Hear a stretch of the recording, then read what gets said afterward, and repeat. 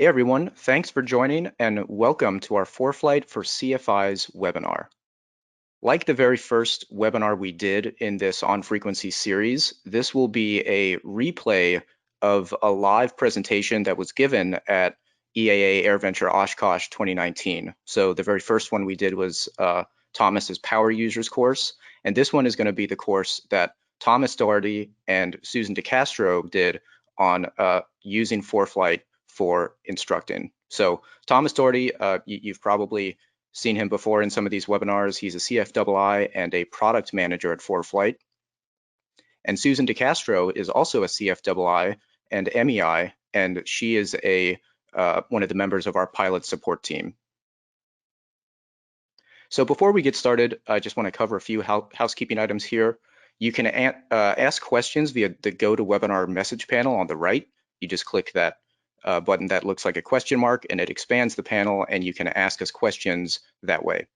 We'll be responding to as many of those questions as we can directly through that panel during the presentation, and we'll also respond to many of them after the presentation during a live Q&A portion. So the central portion of this webinar will be that recorded video, which naturally, if you record a live presentation at an air show, there's going to be a lot of background noise. We did our best to clean all of that up, so you should mostly just be hearing the audio from the two presenters. And so following that, we'll be doing live Q&A within the webinar. We're recording this entire thing and we'll piece all of those different parts together and upload it to foreflight.com/onfrequency, and you'll be able to start watching it later today or tomorrow. So with all that out of the way, I'm going to hand it over to Thomas. Hey, thanks, Sam. Yeah, this is one of my favorite classes in here, which is kind of revolving around how to teach with ForeFlight and using ForeFlight as a CFI, which is something that I'm a big fan of. So we wanted to cover a couple of new features, what's new since Oshkosh, and kind of talk about how maybe those features might be useful for you in a kind of teaching and learning environment. So the first one we want to talk about is airspace highlighting and communication lookup here. So we're looking at Chicago. I'm going to tap and hold inside of the airspace around Chicago, and ForeFlight's going to highlight that shelf of the Bravo for me. I can then tap on the details section of the airspace that I want to see, and it's going to bring up more information. And one thing that's really useful here is the communications details. So I can see what that frequency of that particular block of airspace is.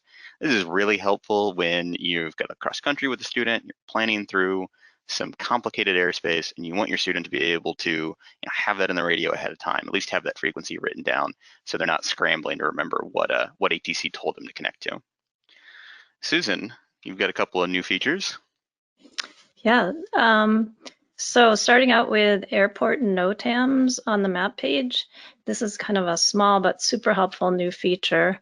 The route editor will now alert you with a red badge when you add an airport to the route that has a closed runway or if the airport is closed altogether. You can tap on the little bubble in the route editor to see more details. And also if you tap into the procedure advisor to select an approach or some other type of procedure, you'll be warned there of any closed or partially closed runways as well. This is like such a convenient place to capture this information, much better than planning your whole flight and then going to do a briefing and finding out there that a runway or an airport is closed. Yeah, what a frustrating thing for students when they do all the cross-country planning just to find out that they're not allowed to go to that airport. So. I want to talk about 3D review. This is one of our Performance Plus features here where we're actually able to take the track log, in this case recorded with an AHRS Sentry on board, and replay that in 3D. Here we're seeing it from this cool view behind the airplane as we fly through some interesting terrain. This is a great way if you have a cool flight with a student or they're practicing maneuvers to go through and look at that maneuver with your student. Super fun to review with. Yeah, the 3D features are really cool. Here you get a chance to see 3D approach preview, where we can take a look at a planned flight to see what it will look like before actually flying it. The first thing you'll notice here is that the legs are shaded to match the map. So the active leg is shaded magenta, legs that are behind you are yellow, and legs ahead of you are blue. Then you'll see as we come around the corner here that the approach waypoints are starting to come into view. I just can't imagine a better way for an instrument student to really visualize where the waypoints are. They can get a good sense of when they might need to turn or when they start their descent. And lastly, they get a feel for how quickly certain waypoints might sequence in on them. We recently added a new feature called Marked Positions, and this is sort of that teardrop icon over on the left-hand side of the Maps page here. And it allows you to drop a marked position as you're flying around, kind of like an instant waypoint that you can drop on the map there. I really like this feature. It's really for oceanic flying and commercial flying where you need to mark that stuff. But as an instructor and student, this is great for us to be able to put things on our track logs we're going to look at here and see those points along our route. So we might be able to name this as like the start of a particular set of maneuvers and use it as kind of a bookmark for us to jump through to review certain things with a student. Yeah, and I like having students drop mark positions when they're on a cross country, especially when they're in the early stages and they've planned it out manually and they're flying it using just pilotage, dead reckoning, real old school. If they drop those positions, it's a great debrief to then compare, where they actually were with where they plan to be. They can make that debriefing after the flight.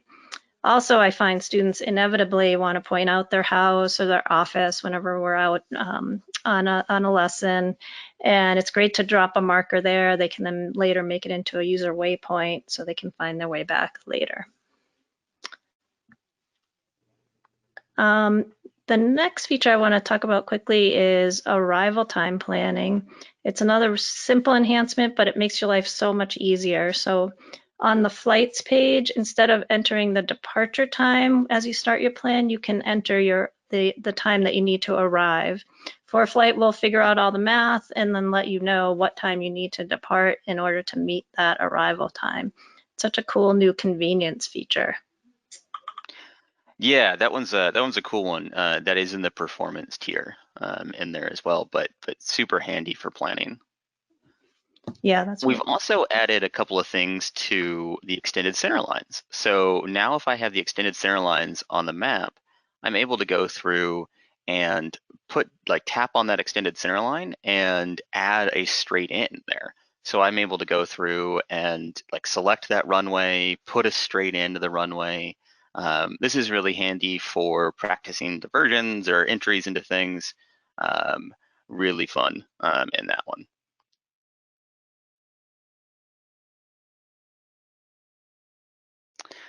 Oops, sorry about that. Multitasking capability has been frequently requested feature for a long time, so it's exciting to see that come to life.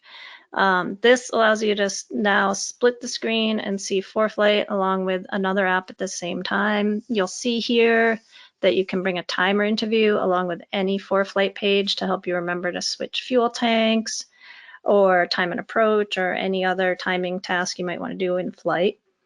And then you'll see on the next slide another multitasking scenario where you might want to bring your POH in view at the same time as ForeFlight. Maybe you want to look up some power settings or reviewing something about the electrical system. You can scroll through that document while still keeping an eye on the ForeFlight map to make sure you're still on course and that no alerts have come into view. Those iOS multitasking capabilities make it so you can split the screen 50-50, or as you see here, you can have one app smaller than the other and you have complete control over which app that is. Another one that I really like that we just released recently is called Internet Traffic. We've managed to partner with FlightAware to allow you to view traffic while on the ground. This is a really handy tool, I think, when you're talking about traffic patterns or traffic flows, even just approaches with instrument students, to be able to, in that briefing, pull up an airport inside of ForeFlight and look at live traffic as it flies around in that airport. Look at, what runway is being favored right now. Where are they, sequencing traffic in? Really helpful. Just adds that extra little layer to the briefing there, so you can, add that context for your students. Awesome. Well, those are some of the new features that we wanted to go over since our talk here at Oshkosh last year. Susan and I had a great time talking about teaching with ForeFlight, using that as a tool for your students to improve their flight learning experience. So we're going to go ahead and switch over to our recorded video of that talk we had at Oshkosh. So let's really dive into electronic flight bags and kind of what they are, what they replace for us, how we can use those to help ourselves fly the aircraft and teach our students and everything. And we kind of want to start off by saying this is how we like to use the app for this, but take some of these tools and go back and tailor them to your operation, your aircraft, your style of flying and teaching, and more importantly, your students' way of learning as you're out there in the airplane, and really kind of tailor all of these tips to that. So one of the big questions we always get is, can I use ForeFlight? Is ForeFlight a legal way for me to get all of my charts and plates into the aircraft with me? So the simple answer here is yes, it is. In fact, according to the FAA, you could use just one single iPad as your source for charts. You don't need any kind of paper backup or anything. You can see here I have the FAA regulations as reference and the AC if you want to look into that further. But of course, any smart person is going to have a backup with them. You don't want to have one iPad with charts. So ForeFlight allows you to have either two iPads and one iPhone, or two iPhones and one iPad with their subscription. Yeah, and your students are going to have the exact same thing with their subscription. We can talk about how they're going to want to use those extra devices in there. So what is the purpose of using an electronic flight bag? And we like to think that it is about maximizing your situational awareness in the aircraft. We're going to give you the same information that you're used to seeing on paper charts and paper sectionals, and then we're going to take it that extra step further by giving you contextual information about where you are, additional pop-ups for TFRs and NOTAMs and things like that that are really going to help you focus on teaching and learning instead of trying to go through and interpret all of that data on there. So I'm old enough to have been this student with all these books and all these maps sitting at this desk. I'm also old enough to have been the flight instructor trying to teach this student with this pile of books and maps. And it's just amazing to me every day that we've moved on to something like this. Oh yeah, I think my first flight bag weighed about 40 pounds with all of those charts and plates in it and everything like that. It is so much nicer to walk out to the aircraft with just an iPad and a headset and be ready to go. So we're going to dive into some best practices for using your EFB for teaching. So first of all, within ForeFlight, we have a document section. And one of those documents is the pilot's guide to ForeFlight. So we recommend you take a look at that to teach yourself how to use ForeFlight before you try to teach your students. But also point it out to your students so they know where to begin. They know that there's a reference guide there. And we also have other reference guides for different features within ForeFlight. We have a reference guide for weight and balance and filing and for other different features. And lastly, take a look at the foreflight.com/videos site. We have great videos, tutorials. It's a great place to get started. Yeah, I mean, we'd never try and teach a pilot to learn to land if we didn't know how to land the aircraft ahead of time, and it should be no different with the EFB. We'll grab all the questions at the end there as we run through everything.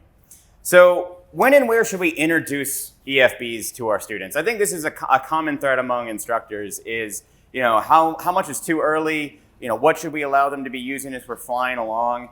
And what we really want to try and do is balance all of the skills for that pilot. We want to give them those manual aviator skills so they have all of that, that knowledge of how the app is working in the background and how we used to do all of this.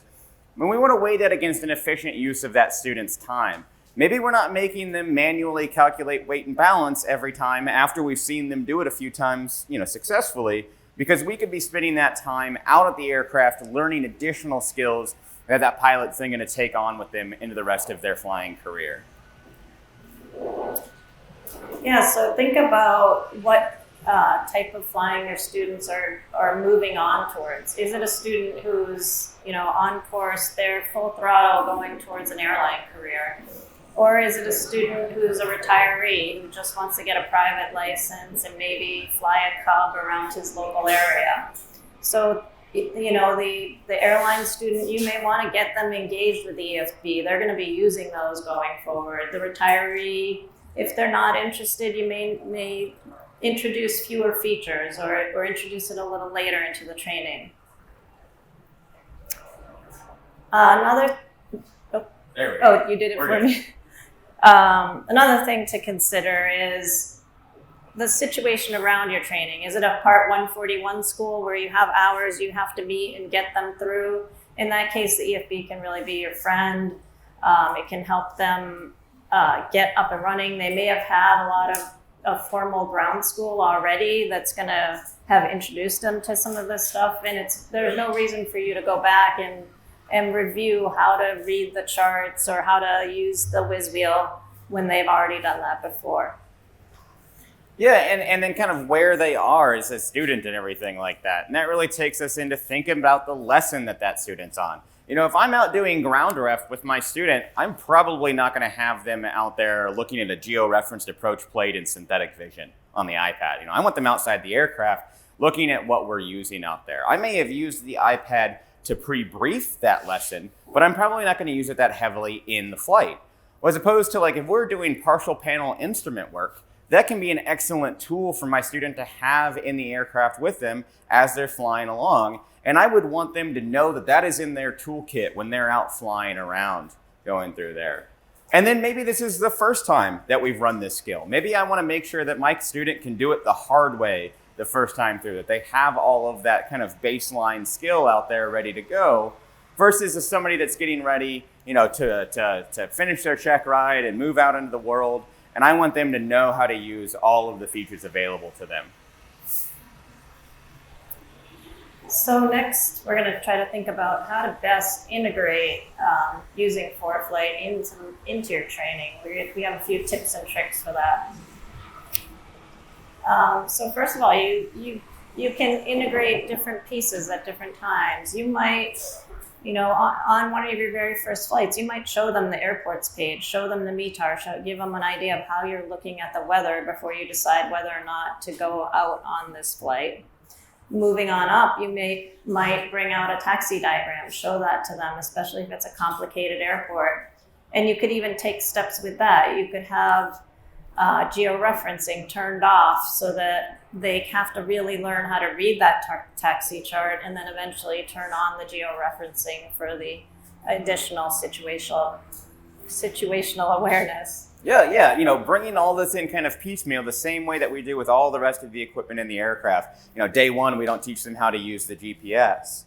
Here we're looking at a pretty, advanced use case of this. We've got a geo-referenced approach plate with radar on it, traffic on it. We're looking at synthetic vision. That may be a commercial student that we're really starting to get ready for a check ride there. So, bring these different features in kind of one at a time as you're bringing that across. And you can really limit the iPad to how your students are using it. But to get to that endpoint, you're going to want to think about kind of the outline for your training on this. Just like you have a training course outline for your students on how you're going to get them from no landings to a solo, think about the same thing with an EFB. Give them standards that you want them to be able to operate by. How well do you want them to be able to access certain features in the app? Do you have a time frame for using some of that? Set benchmarks for those skills. Like, hey, before you can go out and go on your first solo cross country, I want to know that you can look up certain pieces of information about an airport that if you have to divert before we go out. And then give that information to your students ahead of time. Let them do that homework and use some of the things like those videos we were looking at earlier to practice any of those maneuvers ahead of time. And that way, when they walk out to the aircraft with you, they're all ready to go and they know how to use that. We always like to say the cockpit makes a pretty terrible classroom. Don't make your students try and learn those features for the first time when you're up in the air with them. So similarly to the pilot's guide that I talked about before, in our documents we have a whole series of documents that can be super helpful in training for students. We have all of the FAA guides, including the Pilot's Handbook of Aeronautical Knowledge, Aviation Weather. We even have the ACS standards out there so that they don't have to go buy those things. They can look them up right in ForeFlight, and it's a great starting place for them to become familiar with the fact that those books are available for reference. Yeah, there's a ton of interesting stuff in there. You know, one of the things that I used to like to go through with students was avionics for naval aviators. But there's only like 2 or 3 chapters in that book that I really want to go through with a student when we're talking about how does an aircraft get up in the air. And I don't ever really feel comfortable making them buy that book just for that little piece that I want them to go through. I've already got it loaded in ForeFlight and it's included with their subscription. So I can really use those additional resources without having to make my student go and purchase something just because I really want to show them something cool out there. On top of just reading those documents, you have the ability to annotate them. You can circle things, highlight things, just make bookmarks on certain pages. So you can really customize the documents so that they're good reference materials for students to go back to. This is, I think, one of my favorite things about ForeFlight is the amount of things that you can expose a student to that they may never get a chance to see. You know, when we're using paper sectionals, you're not going to make them go out and buy a sectional for a region that you're not flying in, just so that you can kind of show them something cool on there. And with ForeFlight, we've got all of those already included into the app, so you can see all the things that the FAA produces. So you might be able to introduce them to some symbols on the map. We've got walrus habitat areas here that they're never going to see in their local area. Or charts like the helicopter metros or the IFR continentals that you really couldn't even get a hold of anymore these days. Back where we were flying in North Dakota, it's so sparse up there. We would have to really kind of go out to the coast to find interesting terrain and airspace to work with. You know, we would just have regular old Victor Airways and not a whole lot to teach around that. Yeah, and on the other side of the coin, I was always teaching in a real busy area underneath the Class Bravo airspace. And so this is helpful for me to be able to show them the sparsely populated areas. So we can start bringing a lot of this into our pre-briefings where we're going into those lessons of what we're going to talk about every day, you know, before we go out to the aircraft. This is one of my favorite examples. This is an old ILS into Fargo there that we used to fly, and it's got a notoriously short arc. You're only on the arc for about 45 seconds flying in its approach. And students are always caught off guard. They finally get established, and then the localizer shoots across on the CDI there for them. Going through and seeing how your route is going to intercept that arc and how long they're going to be on it lets them have that mindset ready to go. So they know that they're going to need to start that turn inbound well before that localizer starts moving on them. Yeah, and then one of the things I like to focus on is making sure they're familiar with the airport environment. I've recently received an email from my airport pointing out that there have been a number of incidents of pilots lining up for the incorrect runway. And we have a few tools to help with that, including what you see here, the traffic pattern procedure advisor. So you can have the traffic pattern drawn right on the map. You can discuss it with your students, help them orient to how they're going to turn in. In this case, they can know that when they're on that 45, they're going to be flying over that road. That's something for them to look for. And then moving on to a more complex situation, you see we have some real complex airspace going on over here on the right. And the profile view at the top really helps us to let them see how they're going to navigate through it, what altitudes are important, why it's so important to stay on altitude when they're going through that airspace. Yeah, I mean, we're only a couple hundred feet above those TFRs as we're flying directly over them. I want to make sure we know exactly where those are before we go flying. Speaking of that profile view, we can get some more interesting information. So this is an example of a student who comes to us, and we've all been in that situation where they've got a cross-country planned, and they are certain that this is going to be a great way for us to go. Hey, we're going to clear that terrain. We should be just fine.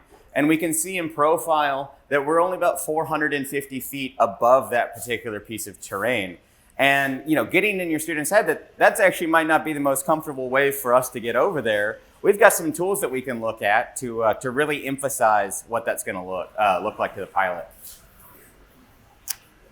Yeah, so I mentioned the 3D view before. If you tap on that 3D view button once you have a route entered, you can then actually see in motion what that flight's going to look like in 3D.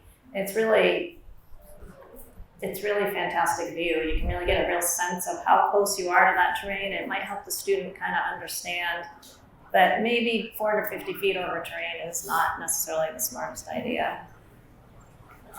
And you can pan and zoom back in here, scrub through all that terrain, really highlight where what it's going to look like here. And then we can look at the other terrain available just by pressing and holding and looking around. And we can point out to them that the lower terrain just off to the west of us here would make a way better idea for us to go over on our route today.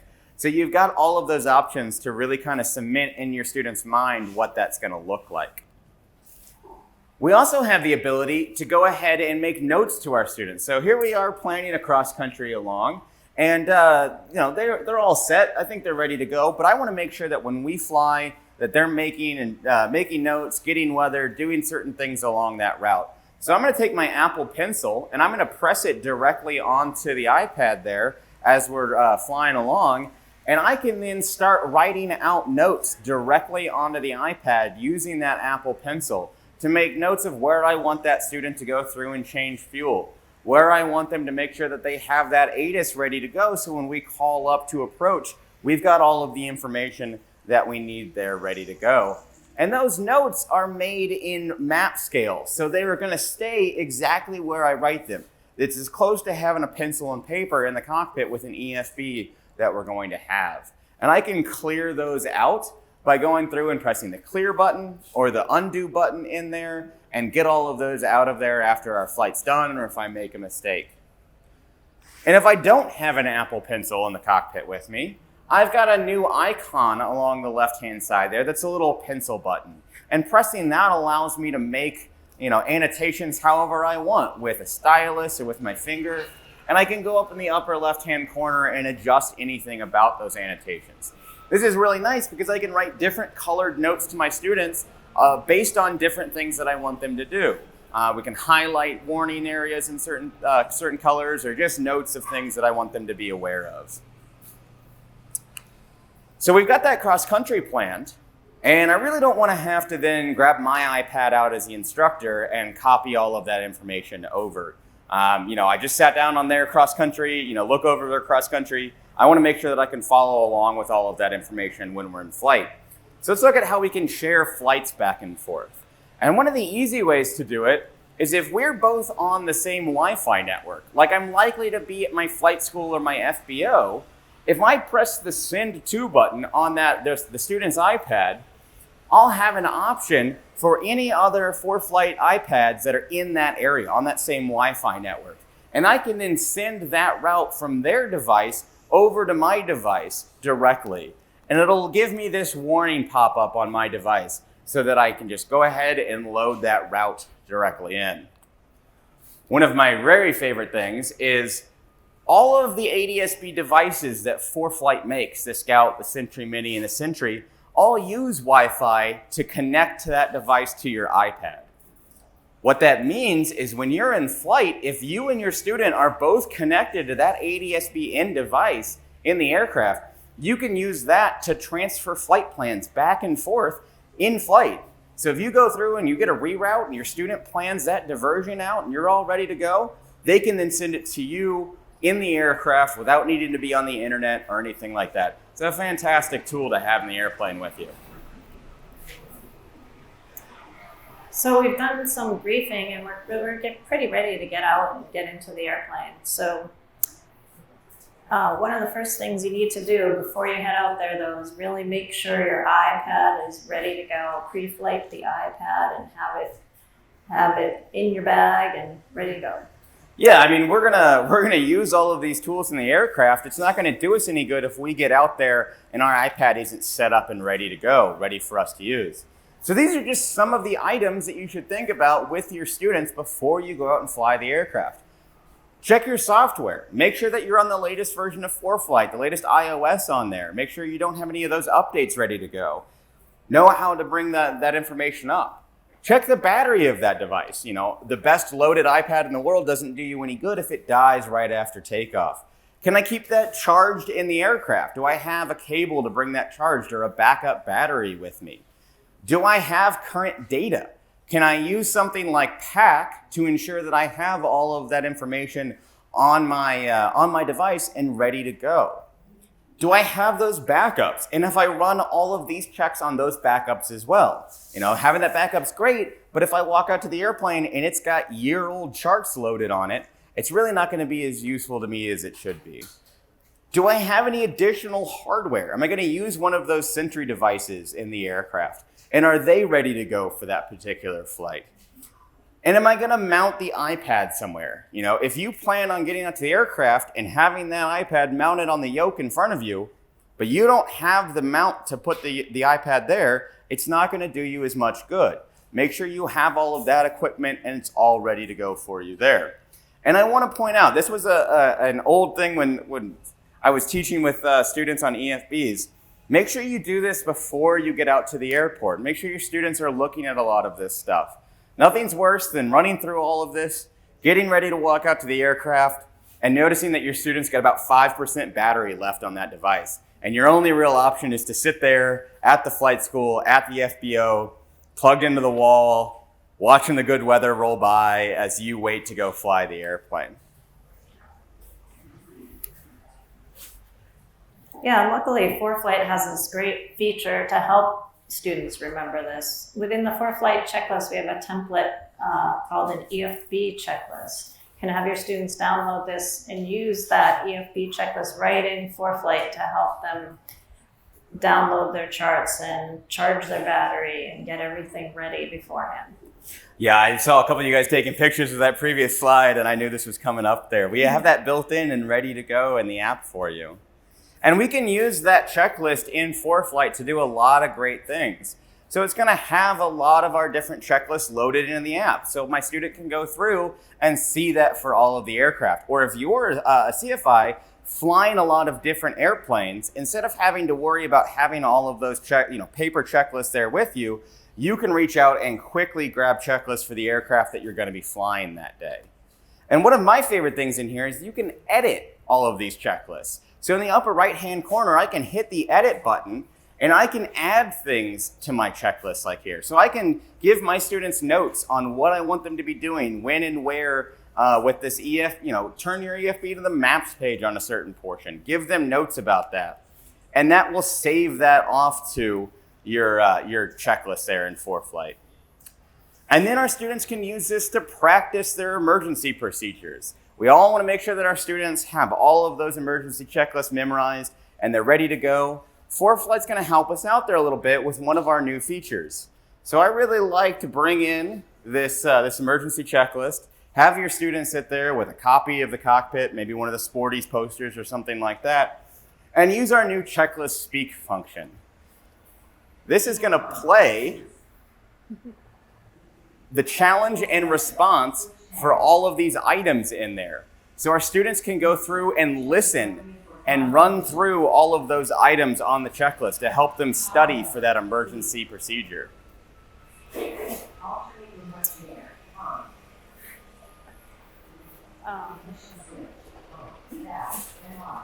So we're listening to the whole thing right now. Yeah, and it's great because there's two options actually here with the checklist.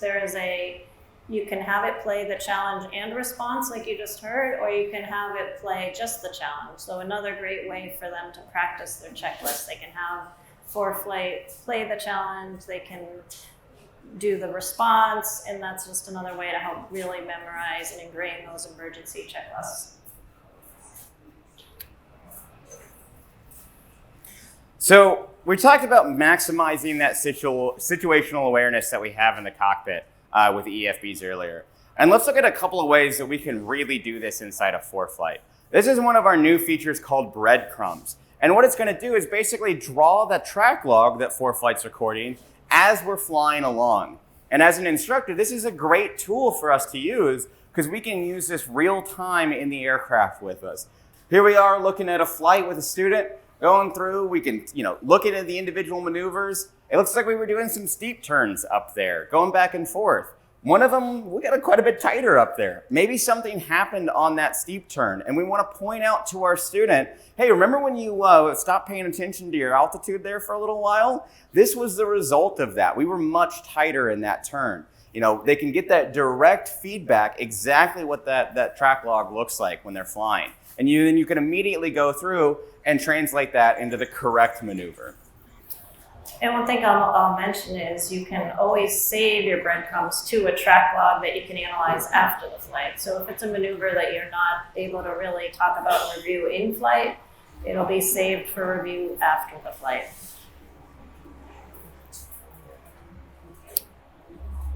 So as instructors, another thing that's important is for us to be able to pay attention to what's going on all around us while the student's slightly distracted by whatever we're trying to distract them with. But we need to maintain situational awareness at all times, and ForeFlight can be a big help with that. So what I'm showing here is a custom layer overlaid on top of the map. This layer is showing practice areas. And you can see my airplane stayed within the practice area easily because I have that overlaid on top of the map. I'm not having to look out and pick out ground-based references to know that I'm in that practice area. And this kind of brings up the topic of content packs. Content packs is a way to import all kinds of custom data. So you could create a content pack with custom layers and documents and waypoints. You might want to create some waypoints for your students, like the common ATC flyover points. I know we have a certain pond that we have to fly over that's not well marked on the chart, and your student could have a waypoint that says Sandy Pond, so that's clear for them. So you could combine all of this data, put it into a content pack, and give it out to each student as you start primary training with them. And then adding on to our awareness of where the practice areas are, we could add synthetic vision into that view. And that again helps us as an instructor to be aware of what's going on. We could see the traffic, we could see the terrain in there. We know what's going on, even though the student might be distracted and not fully aware of exactly where they are and what other traffic or obstacles might be around them. Yeah, being able to see that traffic in synthetic vision, you can pan and zoom around in there and see the traffic, high, low, how far away it is. That makes it so much quicker for us to pick out those targets and then instead focus on what the student is flying and give them that feedback on their maneuvers instead of sitting there looking outside the airplane trying to find all those targets.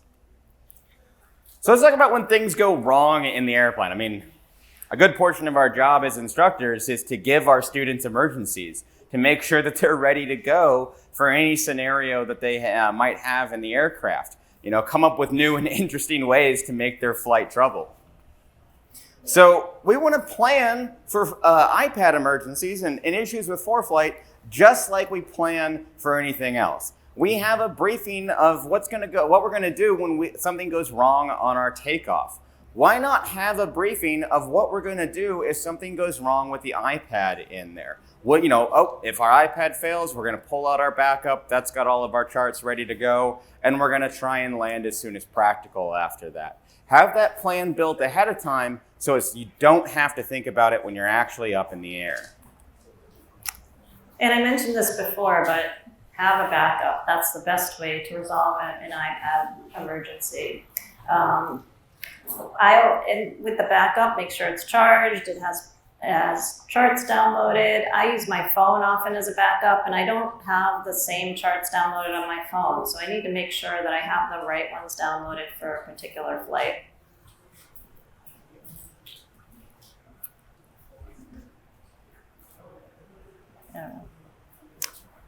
So continuing on from there, it's also helpful to be knowledgeable about some common troubleshooting steps that can help you bring your iPad back up if you have difficulty with it. Make sure you know how to close down the app and then reopen it. Know how to reboot your device as well. And then another thing that's important is make sure you know how to dim the screen and brighten the screen. Sometimes if you have the screen too dim and you're wearing sunglasses, you might think like, this thing's not working, but I actually just need to turn up the screen brightness. So start to learn those things about the iPad to correct any issues that might come up in flight. And then start building those scenarios for your students. Learn how to do things like disable OwnShip, simulate a GPS failure in there. If they've got a device with them, maybe you turn off that Sentry, that additional device that they may be using. Simulate, what are you going to do if this device isn't with you in the aircraft? Kind of make those own partial panel iPad scenarios for your students so that they have a chance to exercise that plan that you guys talked about earlier. And then at the same time, the iPad doesn't have to be the source of your emergency. And you want your students to be prepared for how they can use their iPad in case of another type of emergency. ForeFlight has a glide advisor that can show them where they can glide to in case of an engine issue. I'm showing here the synthetic vision in case you have an instrument failure. And the synthetic vision combined with georeference charts can really help you in case of an IMC failure of all of your instruments. Yeah, I mean, we all remember what it's like to be a student, partial panel on that first approach you're flying. I mean, that is a nerve-wracking scenario to be in there. Show them the tools that they have available to them to kind of bring that workload down a little bit. Let them stay a little calmer. They're going to learn a lot more out of the scenario if they're able to focus on really flying through and not just on being nervous as they're flying the aircraft. And let's not try and learn all of this in the air. Let's try and stay sharp on the ground and practice these things before we get out to the aircraft. Just like we pre-brief approaches or use simulators to show a student what an approach is going to look like ahead of time, we can do the exact same thing with our iPad. We can actually connect our iPad to any of these simulators out there and let our student practice these scenarios and these tips and tricks and tools ahead of time. So when we actually get out to the aircraft, they're fully up to speed and they're familiar with how to do all of this. A couple that I want to point out on here is Infinite Flight. That is a mobile flight simulator. That's going to allow you as a student to go through, or you as the instructor, to go through and pull out your phone and at the flight school, practice those maneuvers, that briefing with the student without having to be connected to a computer. Or if your school uses the Redbird simulators there, those can actually pass simulator Hobbs time back and forth to the iPad. So a logbook can be generated with the Hobbs time directly out of that Redbird sim as you're flying along. A fantastic tool as an instructor to have in there. So once our flight's completed, ForeFlight has some great tools for debriefing. So we have the track log feature where you can review your flight afterwards, which I'll show in a little more detail. And then we have the logbook, which is a digital and legal logbook. And those track logs can help you get your entries started. It will create draft entries. So you see here my draft logbook entry from this flight. And this recording has brought information into the logbook, so I can just enter that entry in. And then we can go through and we can tap on that map at the very top up there, and we can get detailed information about that flight from the GPS, from any AHRS units that we have, and we can go through and see exactly what we did on this flight. This is actually from a BFR of mine a couple of years ago. And what if Chuck, my CFI, didn't write down how many landings we did that day? Well, that's fine. I can count out exactly how many landings we did on that flight today. I'm able to see a lot of great information right there in my track log profile. And I can pinch and zoom and get greater detail about that. So we can actually zoom in on one of the airports we were landing at and get more detail as we go through. And press and hold into that profile view to scrub through and get specific information about each one of those points. That's not too bad. It's pretty consistent across most of those landings there. Actually, I think I can see where they pulled the engine on you in that view. Yeah, there's our power off right there. So now that I'm able to see this on the track log profile, we've been looking at 3D tools that I can use to see all sorts of different great information before and during our flight. Well, I have a 3D button right there ready to go on our track log profile. And that's actually going to bring up 3D Review, one of our new tools in the Performance Plus profile, the Performance Plus plan. That's going to let me see what that site picture looked like as we were coming down on final. And what a powerful debriefing tool with our student on a bad approach. Let's talk about why that's not the site picture we want as we come down, or why that worked or why it didn't work. So once we've debriefed, we're ready to enter our entries into our logbook. Many of you are probably familiar with the ability to sign a logbook entry for a student. You can sign it right on their iPad, or they can email you a request to sign it remotely. We have some new instructor tools.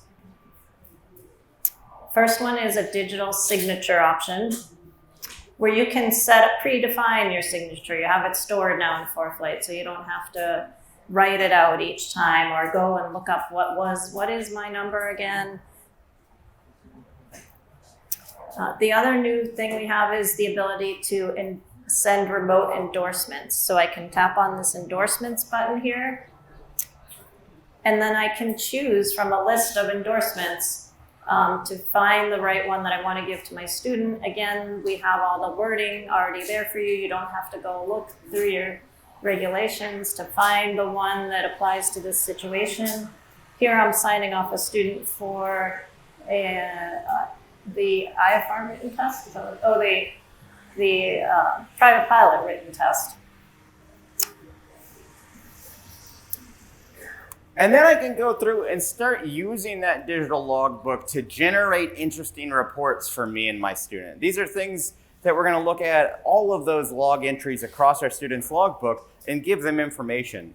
Things like an 8710 report calculated out there. So I don't have to go through and figure out what all of those categories are. ForeFlight can do all of the heavy lifting on that for me. And that way I have that just that much quicker to fill out. One of my favorites for students is that private pilot airplane single engine land right there. And that's going to give them basically a checklist on how to get that rating, how to go from no flight time to having that private pilot. And this is a really great motivating tool for your students to keep them from plateauing as you go through. Show them exactly what they have left to do. What flight lessons are we going to be doing next? Hey, look at all the great progress that we've made recently. We've checked on all of these items in our checklist here. Yeah, and the best part is when your students come to you and say, hey, we haven't done this. When are we going to do it? It's in the logbook reports. I'll show you here in just a minute. So another really fun feature that's available now in Logbook is ForeFlight will review your pictures. Any pictures you've taken during the time of the flight, it will suggest that you add those into your logbook and capture them there, which can be a really fun way to remember the flight. It also can be motivating, especially for a lot of millennial students who love to have pictures in everything that they do. Yeah, I mean, what a great way to, hey, remember that flight, that cross country we went on where we saw that cool aircraft on the ramp and you learned all that stuff about doing that? Bring this into that logbook entry so when your student's reviewing it, it kind of reminds them of all of the things that were taught on that particular lesson. So we kind of want to leave you with this a little bit. This is just like when we introduced GPS or glass cockpits to the aircraft. These are amazing tools for pilots to use while they're flying around. Things for pilots to really have a ton of additional information in the cockpit, make flying that much more fun and easy to do. But just like those technologies before it, EFBs are a tool that we need to teach correctly. We need to make sure that our students know how to use that appropriately in the aircraft, that they're not just flying the magenta line on across country, that they actually understand what's going on. And that's our job as instructors, to ensure that they have all of those tools in their toolkit to fly with this as you're going along, and that we really give them the best flight education that we're able to give them. Wow, that recording, hearing all the aircraft noise in that video makes me wish we were actually at Oshkosh again. I'm really looking forward to returning to air shows and in-person presentations, but in the meantime, it's nice to connect with CFIs and other pilots through this webinar series. So I just wanted to make sure to point out for CFIs, there's actually a discount for your ForeFlight subscription available. If you're a member of either SAFE, which is the Society of Aviation and Flight Educators, or NAFI, which is the National Association of Flight Instructors, you're eligible for a 33% discount on your ForeFlight subscription. This can be really significant, especially if you're up on a Performance or Pro Plus subscription plan, and will most likely cover the cost of your SAFE or NAFI membership. The links here on this slide will give you more information, or definitely feel free to email into us at team@foreflight.com and we can help you get that discount going.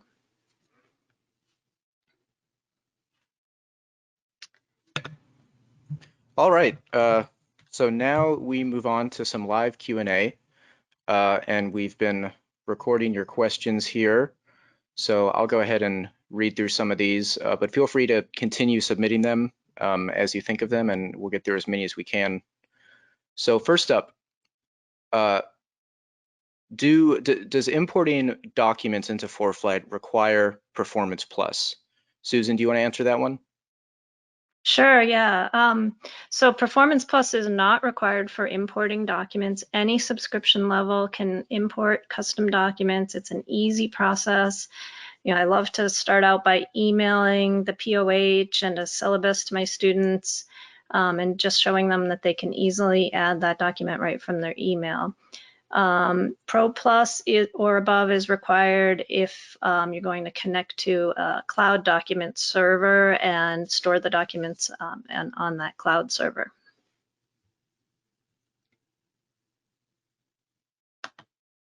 All right, next up, can you explain how to do split screen in ForeFlight? So yeah, that was something that we just released last month. And Thomas, do you want to give a brief explanation of how that works? Yeah, this is a good one on there. So if you just take your finger on the iPad and kind of slowly swipe up a little bit when you're using it, the app dock as the iPad should come up, and that's going to have a couple of your different app icons. And once you've brought that up, you can then take the app that you want to split. So we looked at timers earlier, and when you're looking at ForeFlight, and tap and hold on that timer icon and drag it up onto the main screen of the iPad. And then iOS is going to show you how you can split that view. If you drag to either side, you can do the smaller view, or you can have it split 50-50 if you bring it to the middle.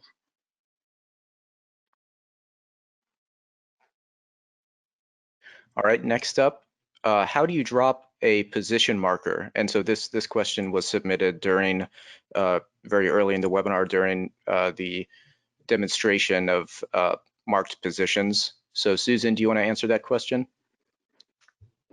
Yeah, the position marker, you'll want to turn on marked positions in your settings.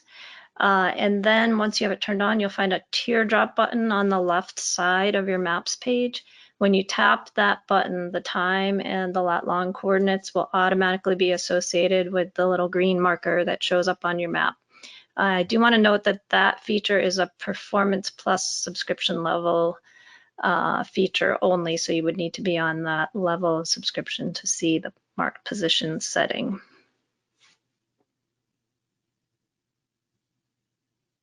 All right, next up, can you add a button in ForeFlight within the map to disable OwnShip?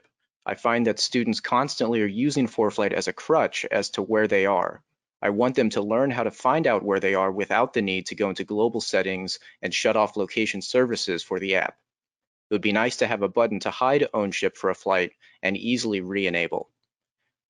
So we don't have a button right on the maps page that does exactly that, but Thomas, can you offer some suggestions on how they might be able to get to that more easily than digging into the settings to go find something?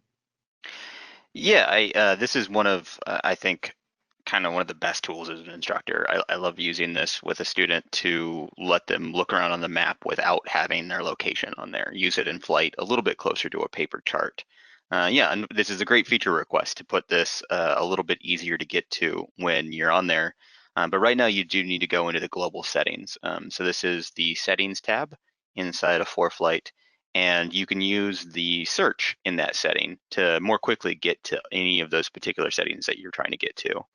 So you can go through and just search for OwnShip, and then you can see the option to enable, disable that OwnShip, and that'll actually hide the location marker for your students. So they could still use the app like they normally would, but they wouldn't see their location as they're using it. Yeah, and that ability to search settings right from the maps view is something that a lot of people probably don't know about. Even I didn't know that that was a feature until a couple weeks ago. So you don't actually have to pull up more and go to settings and search from the search bar there. You can just tap on the search bar right from the maps view or from the airports view or from the plates view. And if you type in the name of a certain setting like OwnShip, it'll just automatically pull up all matching settings. So really easy way to save yourself a few taps and quickly find a setting as long as you know what the name of it is. So we had a couple of questions about using 3D view. Specifically, some people were asking how you look around in 3D, how you move the camera. Thomas, can you explain that? Yeah, so there's a couple of different things you can do when you're looking around in really any of the 3D preview or the 3D review on there.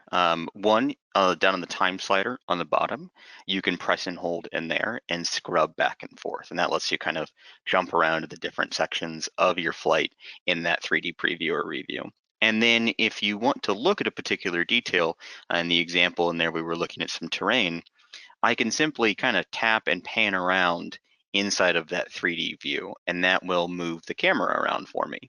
And that way I can go look at something. I can then pinch and zoom, just same as I would on the map, and that'll zoom in for me. You'll notice as soon as you do that, you have a little icon pop up in the bottom center of the screen, and an outline is going to start forming around that. And that's actually the timer. And if you do nothing, if you stop interacting with the 3D view, once that timer runs out, it will return to straight ahead of you, and it'll just continue working as it does normally. You can also tap that icon, and it will reset the camera back to in front of you right away.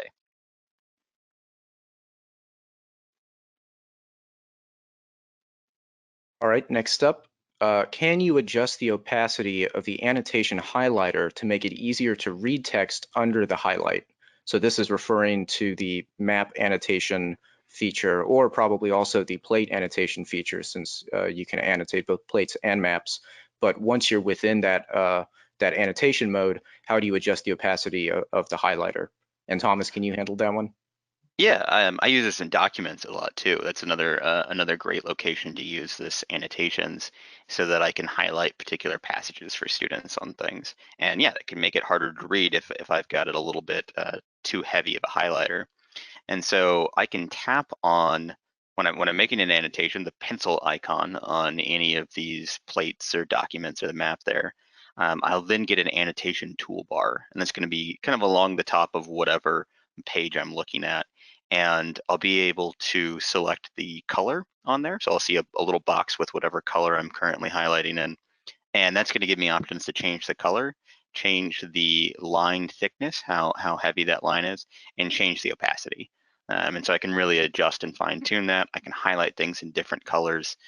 Things can mean different things to my students. I use this a lot on approach plates when we're briefing them, note out different portions of that approach for us.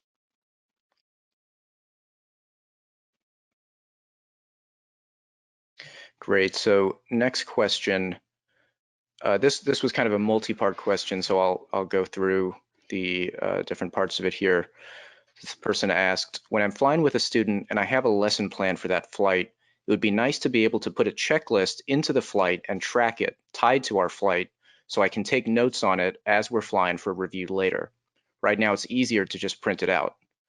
And he says, yes, you can do that with the Documents tab, but this is going to be used over and over for each student. So they have basically a template of an in-flight review checklist that they want to use for each student, and they want to be able to associate this checklist. They want to be able to mark it up specifically for each flight for each student so that they're not having to mark up and then remove the annotations on the same document.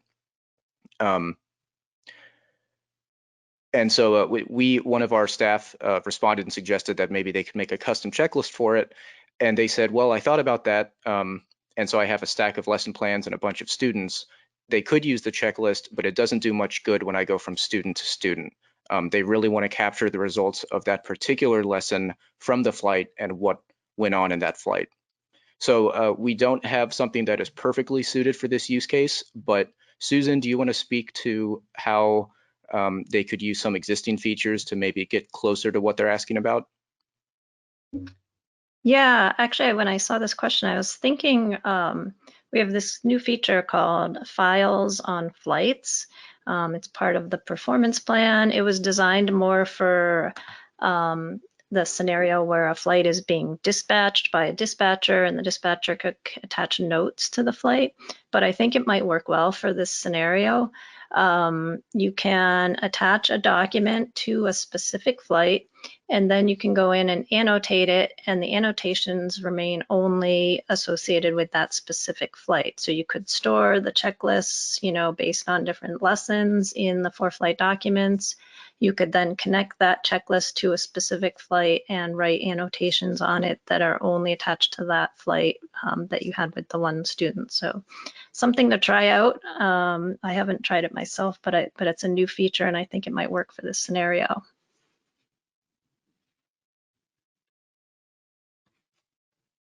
All right, next up. This question is, this person was wondering if in order to use ForeFlight both on a primary iPad and also a backup iPad, do they need multiple subscriptions to do that, like one subscription for each iPad? So Thomas, do you want to clarify that? Yeah, I think this is a common one. We talked about this a little bit in the backup side there. You actually, with that single subscription, that single payment, you're getting multiple devices. You get the 3 available devices there. And so all you need to do is log in to your ForeFlight account on those other devices. You download ForeFlight from the App Store and log in, and those secondary devices are going to be included in that subscription for you. And so that way you can always have a backup. You're not having to pay for an extra subscription on top of that.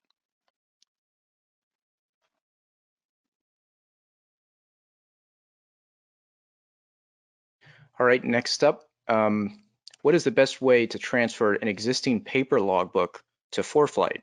Now, I will say that just a couple weeks ago, one of our other team members did an entire webinar on this question, essentially, how do you get started with ForeFlight logbook, especially converting from paper chart. So Thomas, do you want to, that was like an hour-and-a-half webinar, so we don't want to take that much time to answer this question, but Thomas, do you want to briefly summarize the considerations there? I'm glad you mentioned the other webinar, because that's my best answer for it. Is go listen to that one. It can be a more complicated process, and so really understanding the different ways you can do it.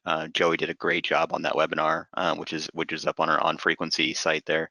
There's a couple of different ways you can do it. In that webinar, I think kind of the biggest takeaway is going to be you can go on to foreflight.com on the web to log into your account, and on the web there's going to be a logbook tab and then an import tab, and that's going to allow you to basically grab a format document where you can then go through and put all of your entries in. There are some faster ways, there's some slower ways, but that's a great place to start, and check out that webinar for a lot of really good details on how to get transferred over.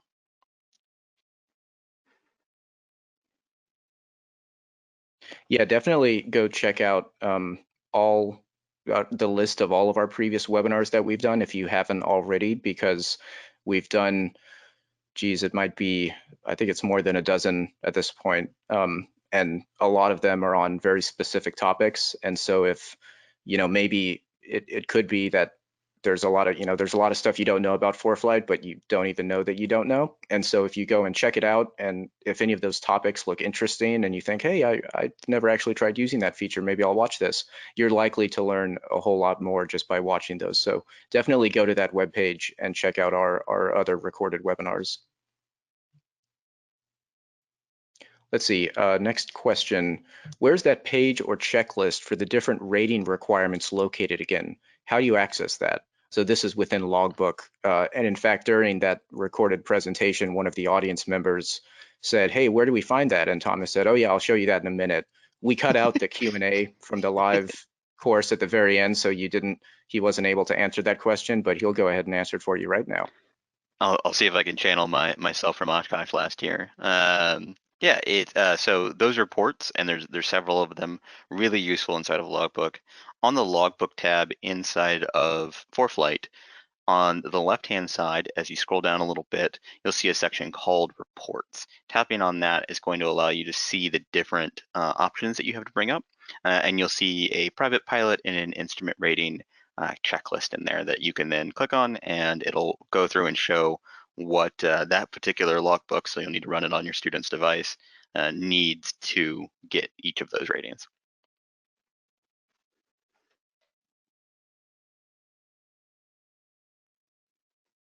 All right, next question. This is in regard to our cloud documents feature, which is what allows you to connect a cloud storage account, either Dropbox, Amazon S3, or Box, and you can upload documents and files to that connected account, and they'll automatically sync to your ForeFlight. So the question is, does the cloud server sync documents among all your ForeFlight devices and not just one? Susan, do you want to clarify that? Yeah, sure. So I get to say again, the simple answer is yes. It will sync among all your devices that are on the same ForeFlight account. It's a really convenient to store your documents in a Dropbox. That way they're not on your iPad if something ever happens to your iPad. And they will be available on all the 3 devices that you might have connected to your ForeFlight account. If you make any changes to the documents, it will sync up on all the devices as well. So it's a super convenient place to have your documents stored.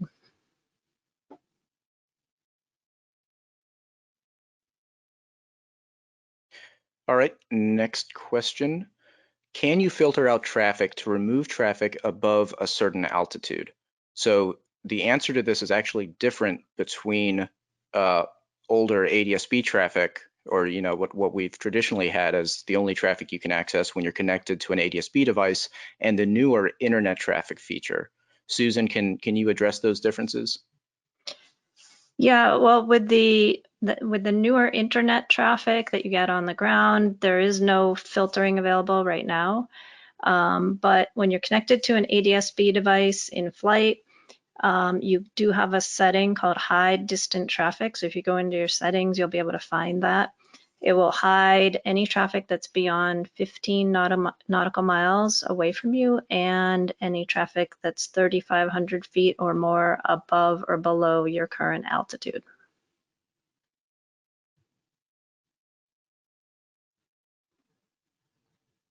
All right, next question. Can I export the 3D view of a flight to a movie file? I'd like to incorporate that into some of my YouTube videos, YouTube and teaching videos for my students. So as someone who makes our videos, I'll say no, that would be awesome, but there's a very easy way to get around that, which is that you simply screen record from your iPad or your iPhone and then play through the 3D flight. And what you end up with is, of course, the same as the view of that 3D flight. So you can do a Google search on how to use the iPad and iPhone's screen recording capability, but it's very, very easy to start doing it. And so, anytime you watch any of our videos showing 3D view or any other feature in the app, that's what I'm using to record it. So you don't need any dedicated screen recorder or any dedicated video exporting capability within ForeFlight to easily get videos of that.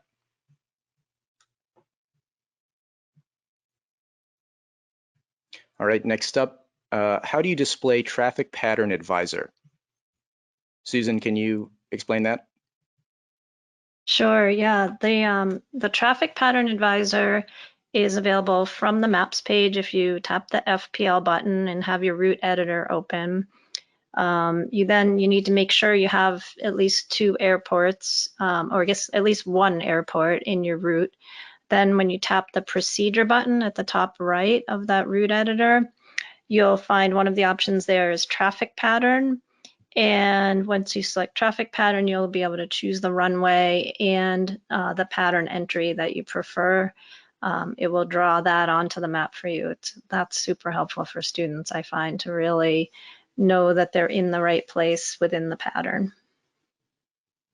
Susan, I'll add on to that. One of the things I really like on the ground ahead of time with that is to turn on the satellite layer, the aerial imagery layer, and let students actually see like roads and landmarks around that traffic pattern. Really kind of establish what that's going to look like ahead of time. I really like that. Yeah, that's a great idea.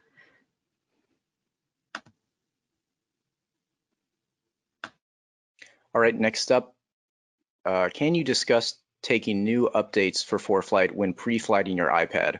My opinion is that it's a bad idea to take updates, to update ForeFlight without understanding what's in the update just before you go fly. Thomas, can you share your opinion on that? We agree.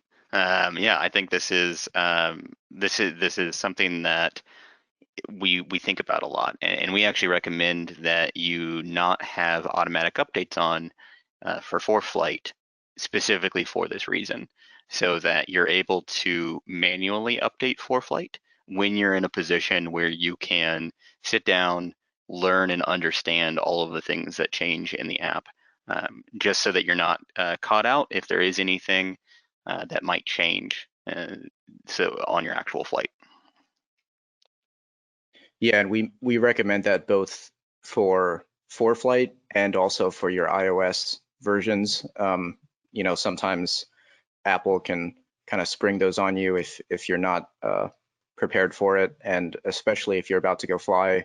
It's very rare for Apple to put out an update that really breaks something. It hasn't happened in a very long time, but when it does happen, it's a big deal, and that's why we test every iOS update so thoroughly. It's to make sure that we can let you all know when it's safe to update, so that you're not going to go to the plane and then find that your GPS isn't working or something. And that has happened before, and it was not good. So Sam, do we have that information anywhere? We do. In fact, hey, that's a great question, Thomas. If you go to blog.foreflight.com, we always keep the latest information about the most recent iOS update pinned to the top of the blog. It'll either be at the very top of the blog, or you might have to scroll past a blog post about our most recent updates. But it'll pretty much always be the first or second entry on our blog. So that's blog.foreflight.com, or you just search, Google ForeFlight blog, you'll find it very quickly. So if you're wondering, if you get that notification that says, hey, put in your password and iOS will update tonight, go ahead and say, no thanks, I'll do it manually, and go look and confirm whether or not that update has already been approved by us. And again, I want to stress that when we test these updates, we're not testing them globally. If something in the update causes some other app to break, we're not looking for that. We are specifically only testing those updates against ForeFlight's own functionality. So when we say that an update is cleared for use with ForeFlight, that's really all we're testing. So if you're concerned about something, it also helps to just do a quick Google search on an update. Sometimes there are issues, sometimes there aren't, but that's the reason that we test and that we send out those emails and notifications every time a new update comes along. We're going to answer just a few more questions here before we close it out. Here's the next one. I'm looking to start an electronic logbook, but I'm worried if I cancel my subscription, then I'll lose all of that logbook that I was keeping track of. Is this true? And is there a way to access your logbook if you decide to cancel the ForeFlight subscription, or if your employer provides ForeFlight? So Susan, can you take that one? Yep. Yeah, the logbook is stored in our cloud servers, so it will not be lost. If you need to, for some reason, pause your subscription, all the details will still be there when you restart your subscription. And if you do need to cancel, although I can't imagine why anyone would ever cancel, you can export your logbook at any time to a spreadsheet file. So you'll have all of that data available. You can use it in any spreadsheet program.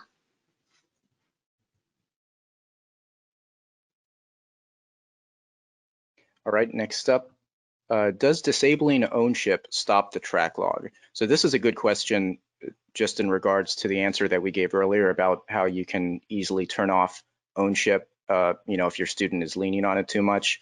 But that's a good question. If you turn on OwnShip, does it stop the track log? And the answer is no. So if you turn off OwnShip, it doesn't do anything with the track log. It'll continue recording the actual position, assuming it's accurate and known. And so even if you turn off the OwnShip multiple times in a flight, once the flight is over and you go and look at that track log, there won't be big gaps for where you turned it off. The whole thing will still be there.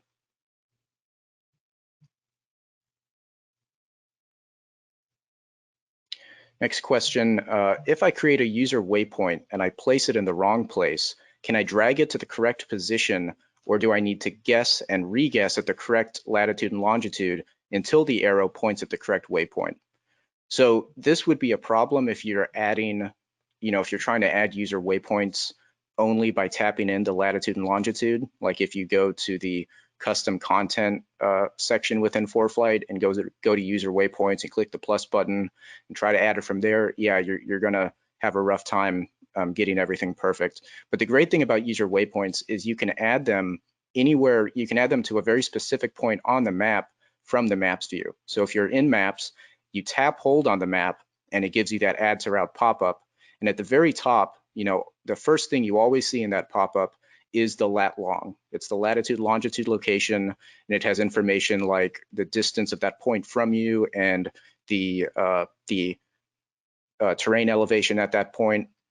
And so if you tap the button that says more just to the right of that, there will be an option that says add to user waypoints. And so that'll allow you to add any user waypoint just by tapping and holding on a location and tapping that more button. And that way you don't need to worry about how accurate the latitude and longitude is, because you can zoom all the way into the map and tap hold in the exact right position. And that way you don't need to worry about moving it around. Now, once you have added a user waypoint, it's not like a route waypoint where you can tap hold and move it. You would need to go and either delete that user waypoint to add it again, or manually move those latitude and longitude numbers. So if you have inaccurate user waypoints and you want to recreate them, I would say just delete them and re-add them with the same name, but using that other method.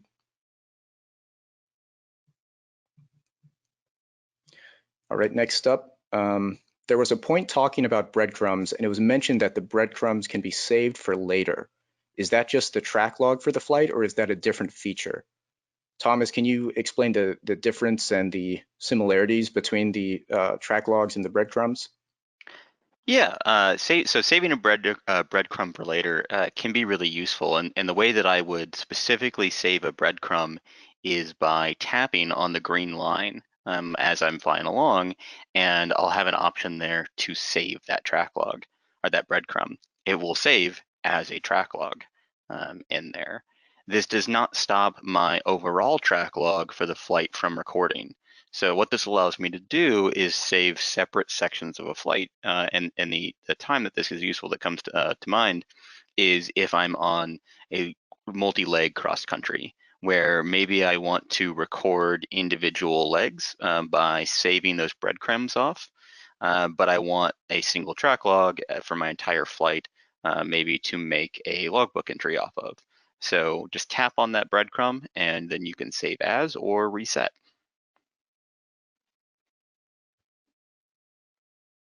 Yeah, it's interesting with breadcrumbs, since they seem very much like the track log, that they're basically like a track log that you can see, but it's important to note that they are not the same as the track log, and you can have one or the other without the other. So you can have breadcrumbs going without saving the final track log, or you can be recording a track log and not showing the breadcrumbs. It's they're very similar capabilities, but they are independent in that regard. We've received a number of questions regarding the new split screen capability, the multitasking feature, wondering if you can split screen ForeFlight with ForeFlight. So, you know, if you could split screen ForeFlight's Maps tab with ForeFlight's Checklist tab, for example? And the answer is no, that's not a feature you can do at this point. You can split screen ForeFlight with other apps, but you cannot split screen ForeFlight with itself, apart from the split, the split screen that we already support, which would be like synthetic vision split screen. But the team is looking at how we could do that, but we don't have any plans or timeline to share for when that could be implemented. Another interesting question here. Can I fail my student's iPad from my iPad to practice emergencies? And I think Thomas actually did mention this during that video, that this is a kind of an important consideration. You want to make sure that your students know what they have to do if their iPad does fail, because it can happen from overheating and everything. So Thomas, can you share some ideas on that? Yeah, unfortunately, there isn't something quite like a simulator where I may be able to go through and kind of remotely program in a failure for someone. But what I can do, and what I've done on lessons where the student knows that we're going to be practicing iPad failures and things like that, is simply reach over and hit the lock button on their iPad and give them as a failure to turn the screen black. Thankfully, several of the students who have gone through this exercise simply reach into the back of the aircraft and grab up their backup iPad and get that loaded up, and they've transferred their flight already from our cross country, and they're all ready to go. And so we can simulate a total failure of the device, and students kind of get the experience and the understanding of why it's important to have those backups.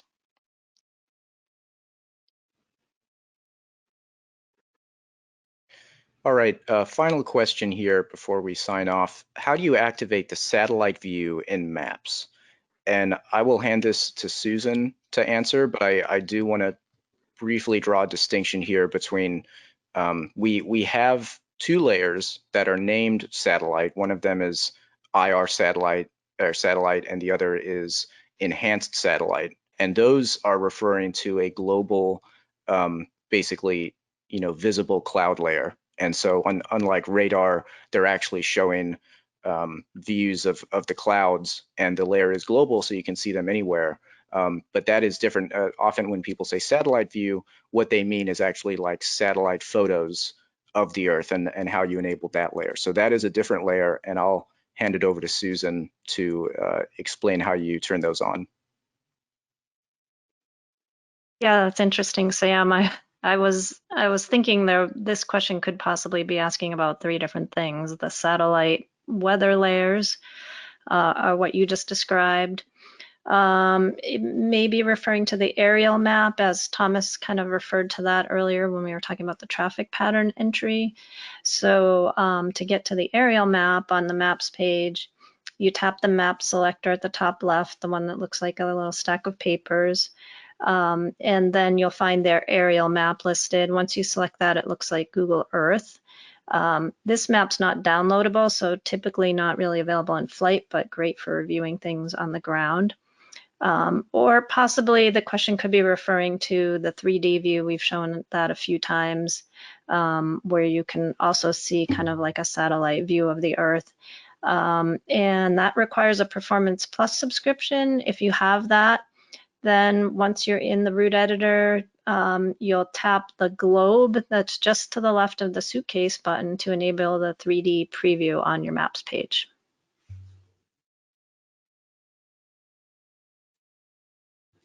All right, we're going to go ahead and wrap it up there. I see that there's still a number of questions that haven't quite been answered yet. So if you all would like to get your questions answered, please email team@foreflight.com, as you see on the screen there, or we don't have it on the screen, but you should know that email address by now. Team@foreflight.com will answer any and every question you have about anything that's at least somewhat relevant to our app. So please go there with any questions that haven't been answered or any other questions you think of. Like I mentioned, this webinar, including both the recorded portion from Oshkosh, but also what was before that, and this entire Q&A session we've been having for the past 30 minutes now, this will all be available at foreflight.com/onfrequency, either later today or tomorrow. I just need to stitch all those different parts together and then get it uploaded to YouTube and embed it on that page. So if you want to see this again, I saw someone mention that I think the recorded presentation went pretty fast. So if you want to watch it again to make sure that you're remembering everything, or you want to show this to another flight instructor who would be interested in seeing it, feel free to take a look at that page tomorrow and you'll find it. And also I want to give a shout out to, we are having another webinar next Wednesday, which is ForeFlight for student pilots. So it is very similar in many ways to this webinar, and it will be hosted by Susan and one other ForeFlight employee, not Thomas, but someone else.